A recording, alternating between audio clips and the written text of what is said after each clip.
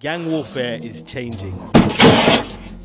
In the UK, organised crime groups have been losing a game of cat and mouse with police. Stay back from the door! And are using brutal new tactics to protect their drug lines. I got my face lit on fire, everything, man. I got tortured, basically. Enabled by a new generation of powerful guns. 4 shots. 1, 2, 3, 4. There was that intent to kill.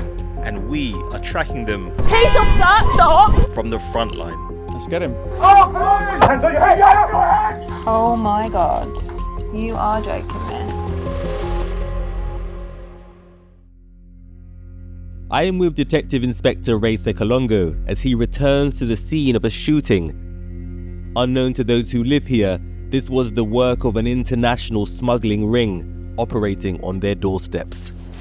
But it was round about here, quite eerily actually, because this is potentially where someone may have actually lost their life. I mean, this feels like quite a suburban area. It's like a cul-de-sac, there's loads of cars here, people clearly live here. I mean, what happened? We had the victim's car literally parked around this direction, this location here. These 2 ebikes have come from Norwood High Street.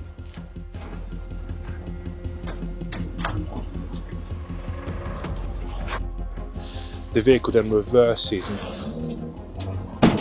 collides with the bike.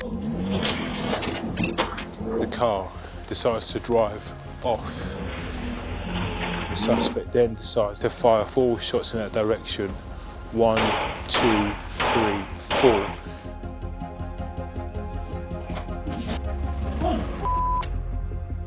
And they've headed back in the direction where they initially came, taking a left.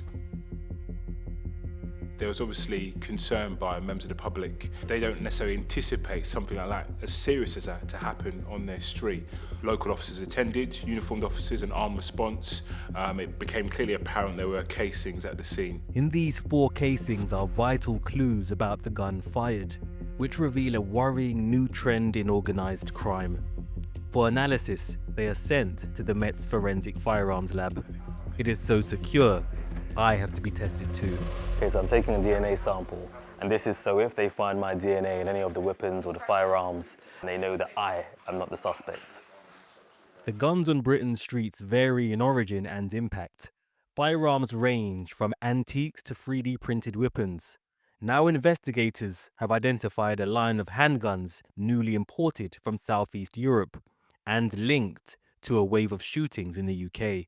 This test shows the casing is from one of these imports. So the firing pin in every gun will leave the same impression on every case that leaves it. Yes, that's true. And we can look at the general marks, the shape and size and orientation of the firing pin marks. You can see here it's got a very distinctive rectangular shaped firing pin cut out. So that would tell us a Glock self-loading pistol has been used. The analysis shows this casing is from the new line of guns the unit is concerned about. Organised crime groups are now moving away from what police call converted blank firers.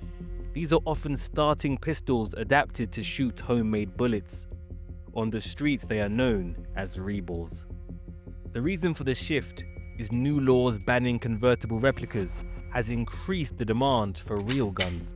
Firing!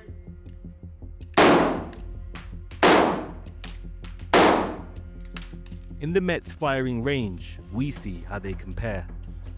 This forensic soap aims to represent the impact on a body. Firing! The modified barrel of the converted gun has broken under pressure. The gun's power is limited. Since crime networks have shifted from converted firers to so-called lethal purpose guns, the Met say the rate of murders per gun injury has doubled, despite the number of shootings falling. And this may be why. Oh wow, you see, what? Straight through. Massive hole at the beginning, hole at the end. You can really see the clear disparity in power, impact, and just how fatal this gun can be. DCI Sekalongo may have now identified the firearm but it remains at large, and so too does the shooter. But there's a new development. From the first angle that we're initially able to obtain, it would appear that the Audi seems to be reversing and provoking essentially an attack.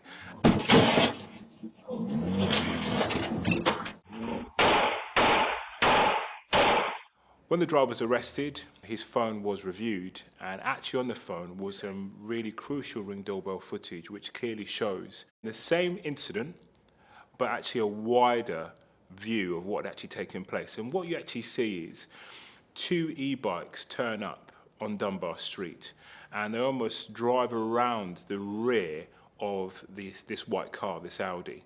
And then the suspect, one of the suspects, almost sort of crouches down, reaching towards a sort of bag, and then initially, with both his arms up, aims towards the driver's seat.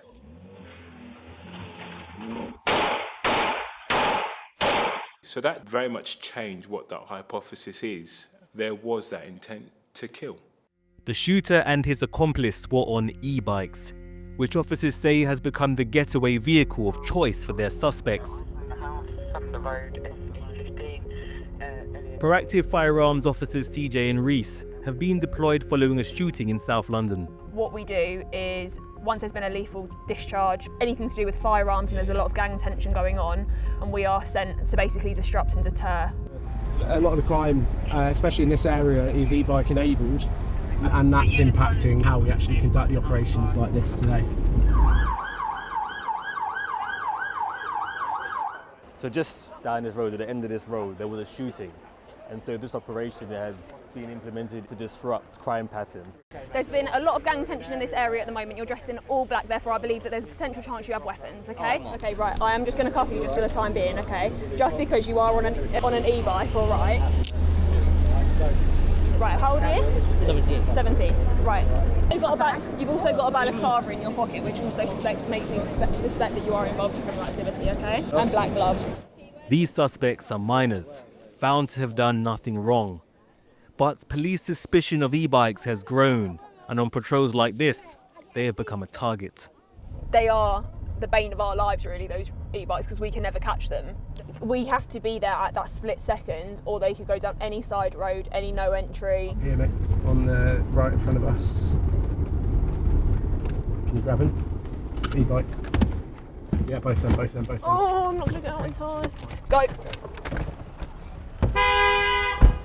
Yeah, they're going to go. Peace officer, stop. Nah, they've gone. They've well gone.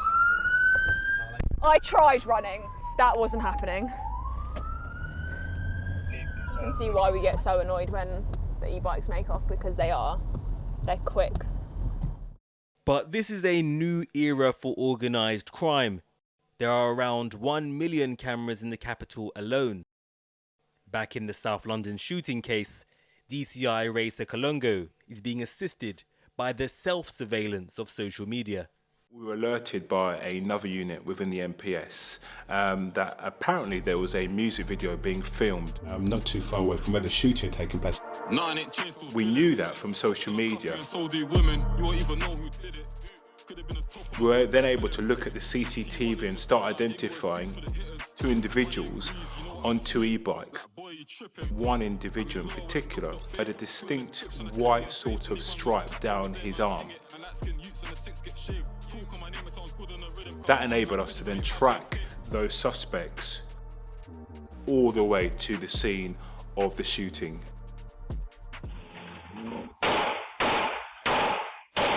The suspect we were able to identify from that footage was a gentleman known as Mr. Giovanni Bennett. He was identified from posts he'd made on his Snapchat channel in relation to the filming of this music video as it was taking place. He is not the suspect that fires the shot, but is the other suspect on the e-bike. We were quite quickly able to identify a mobile telephone number for him. And then we started looking at his call data and working out, right, who are his top 10 callers. Number one was a gentleman known as Mr. Ayman Ben Halima. After the shooting, both their phones head back to an address in Greenwich. where we got that crucial bit of footage of both Ayman Ben Halim and Giovanni Bennett leaving on the day of the shooting, not masked up, and then returning, not masked up. So I was confident that we could arrest these two individuals. Ayman, yeah? Hello, mate, you're going to be under arrest for attempted murder and for possession of a firearm with intent to endanger life, yeah? So as it so happened, Mr. Ben Halim was actually on court bail. So I was satisfied that we could arrest him safely within the confines of a police station. Well, I'm going to give you a quick search as well, mate, and also we'll go through to custody, yeah? This is ridiculous. This is ridiculous. This is ridiculous. Why am I being arrested for something I haven't done? I don't understand. Meanwhile, with Giovanni Bennett, he was at this address in Greenwich. One of the things you have to remember, this firearm was still outstanding. So there is a possibility that firearm could be in that address. And at that point, it was deemed that this required armed support. Oh, police! Oh, police officers! Giovanni, open the door! Your hands on your head! Put your hands on your head! Stand still. Listen to what I say to you. Stand still! Hands on your head! Hands on your head! Let go, phone. Let go. Is there anyone else inside the address? No. Hands on your head. Mind your foot. Yeah. And one thing. Get the door. All right. So he has been arrested, but it's literally just attempted murder on the 16th. I attended the address. It was a very nice apartment, very, very nice apartment. There was a large amount of fancy trainers, expensive bags from different high-end vendors, and a large amount of cash. And there was this sort of plastic hard case suitcase. I'm just going to start with the suitcase because I feel like... Yes, yeah, thank you. Oh my God. You are joking me. And within it contained a large amount of kilo packages of cannabis.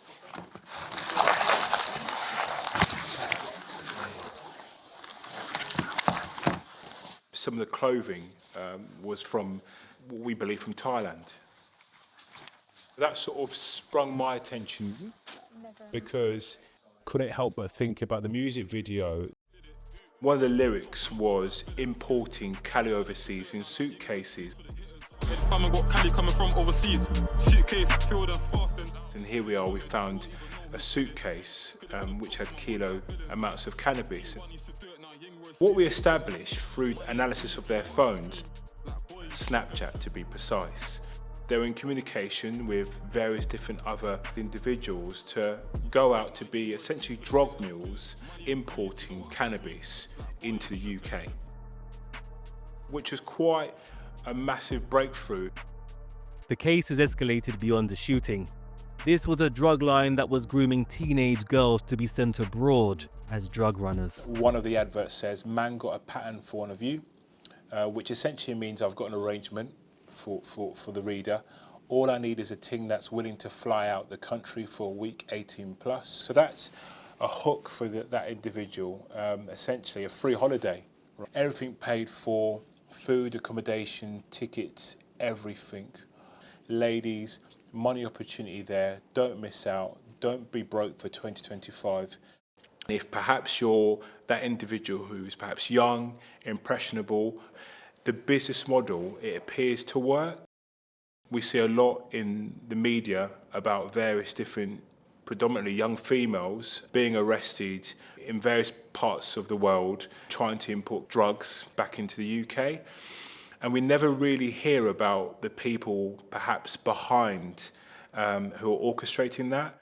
So I've seen this sort of tactic used in what's called in popular culture county lines.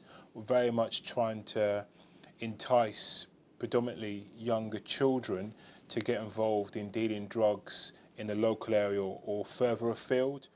There are over 6,000 active drug lines across Britain, launched out of major English cities, across county and even international lines. We accompanied DCI Dan Mitchell as they trace one back to the very top. So we've got an evidence Class A drugs line, which has been operating since August 2025. This was a cold early morning start, the culmination of an investigation that has lasted months. We're looking for this phone. It is the drugs line phone. It's a burner phone. Any large sums of account of cash or Class A drugs. Okay, I think that's it, everybody. Good luck, everyone. Stay safe. Let's get him. 3 in every 4 of people who control drugs lines have previously been arrested for weapons or violence offences. We have to be quiet now, because obviously we're outside the address. We're policing drugs to help reduce violence.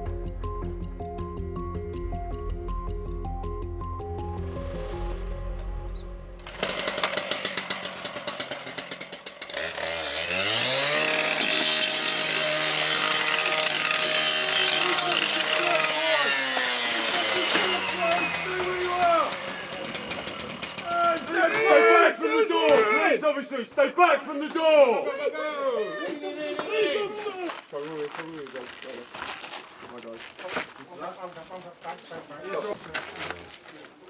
Double fronted property, multiple cars at the front, very nice house.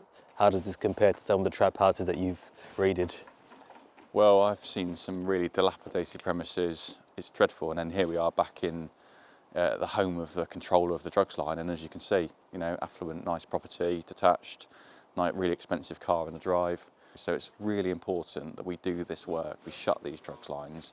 We stop people at home in big affluent houses in parts of London controlling drugs lines and then using vulnerable people, particularly children, to go and do the sale. These types of lines, what that involves is the grooming of children, sometimes as young as 12.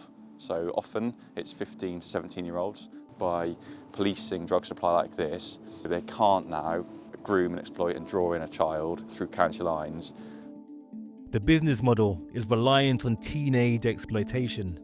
Minors are lucky if they even make half the minimum wage. My family has never had much money. We're still in debt with a lot of things. I'm still in debt to the gang. This is what projects like Be Heard as One are fighting to break. This intervention program is run by a man once imprisoned for running county lines. I was shot with a Smith & Wesson Reborn years ago. Shot in my chest there, still got the bullet in my chest. The bullet's still in your chest? Bullet's still in my chest. I've been shot, I've been stabbed, I've got stab wounds in the back of my neck. I take off my back, my shirt, I've got scars on my back. But that was the road, that was the life I was living. What drew you to the roads? The money, like for my age, it was amazing. How much were you making? I'd say like at least like at 16, at least every month £1,000, like, and that's like without really having to do anything though. Do you know what I'm saying? What role do older people play? The people that got you involved in the street life. How old is the oldest? The oldest was, I would say, 23. And how old were you at the time? I was 16. 16, wow. Yeah. So you're talking about a boy and a man. Yeah, literally. I had a lot of young people working for me when I was selling drugs back in the day. And I realised that a lot of young people was inspired by seeing me in the nice car, seeing me in the clothes. I was the older, and I was the older in the area that was recruiting young people. One of the key elements we look for, one, a young person that's coming from a socially deprived household. 2, a young person that lacked confidence. 3, a young person that's looking for an older brother. I became the brother. I became the best friend. I became the person you can rely on. If I call you, you're answering the phone. If your dad calls you, you're not answering the phone to your dad. You know, you'll be answering to me because I reflect you. These exploitative relationships are often enforced with brutal violence. Something Dante experienced when he tried to leave street life behind. Can I ask, that when you were attacked, what was the nature of the attack? Was it just fists? Was there weapons? How was it? I was getting booted in the face. I got Courvoisier bottle on my head. I got my face lit on fire. Everything, man. Literally. I got tortured, basically, by my own friends. How long was the ordeal for? 2 days, yeah. Around 2 days. From one night till 10 a.m. in the morning. So, you were kidnapped? Basically, yeah. I was kidnapped. And held for 2 days? And attacked? How did you escape? I didn't. I stood my ground. I may have been crying and all of that, but when they were hitting me, I was just standing there looking at the ground like, when is this gonna end? And then they were like, they took me on the roof, this, that, whatever, did it up there as well. They were planning to throw me over the roof, if anything, but I just stood my ground, made sure I didn't go anywhere, and then sat on the floor for an extra hour. Then they kicked me out. How much do you owe the gang? £200. £200? Yeah. I mean, that's to many people, that's not a lot of money. Yeah, I know, but it's not even a thing of it being a lot of money. They're still planning to attack me because of it and all sorts. I mean, what is it like to walk through a city knowing that there are people potentially who want to cause harm to you? It's a shaky feeling. Like, even down to yesterday, I was dreaming about it happening. About what happened? Me getting attacked, me being stabbed in the leg, if I'm honest. It wasn't a nice feeling to... I don't really want to talk about it. No. It's not a nice feeling, man. Policing cannot solve poverty, and the criminal justice system does not easily differentiate perpetrator and prey amongst young black men, especially those trying to change their lives. The consequences are grave. In this case, Giovanni Bennett was sentenced to 5.5 years for his role in importing cannabis. His co-defendant, Ayman Ben Halima, pled guilty to the drugs charge and not guilty for attempted murder, but the police are pushing for more severe sentences when firearms are used. There's a sort of this misconception with attempted murder cases that the person just about survives. But actually in this case, thankfully, the victim was uninjured. Our role is to investigate, prove or disprove people's involvement. And I think if you fire 4 shots at a vehicle that's driving away, what else is your intent? I was able to interview Mr. Ben Halima. I noticed you're 23 years of age, is that correct? Were you any good at maths at school by any chance? So how old are you? 21. 21. Just turned, yes. He answered, in the large part, no comment. Tell me everything you can about that gun. No comment. Did you believe that it was loaded? No comment.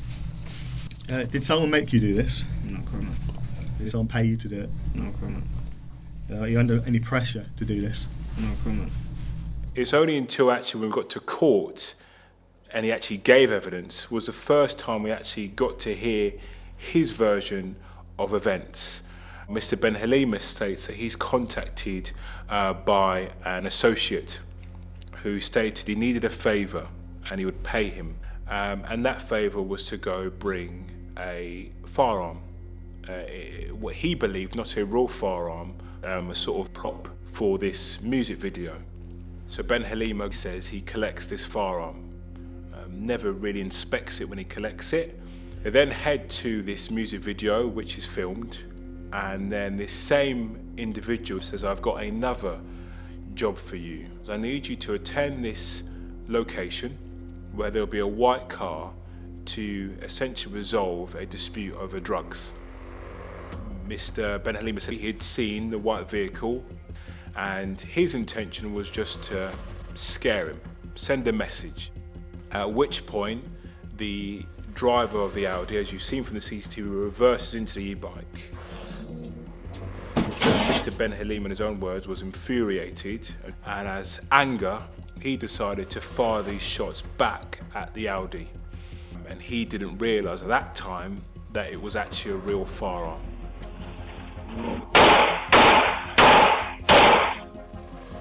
It is harder to prove attempted murder than it is actually murder. You have to be sure, to criminal standard, that the defendant, in this case, Mr. Ben Halima, possessed that requisite intent to kill. 1 shot. What's your intention now? 2 shot. What's your intention now? 3 shot. What's your intention now? The 4th shot. You fired 4 shots. What's your intention? And the jury felt satisfied that there was the intent to kill. Mr. Ben Halima was sentenced to 24 years for attempted murder. I think the sentence of 24 years gives certainly you time to reflect on that decision.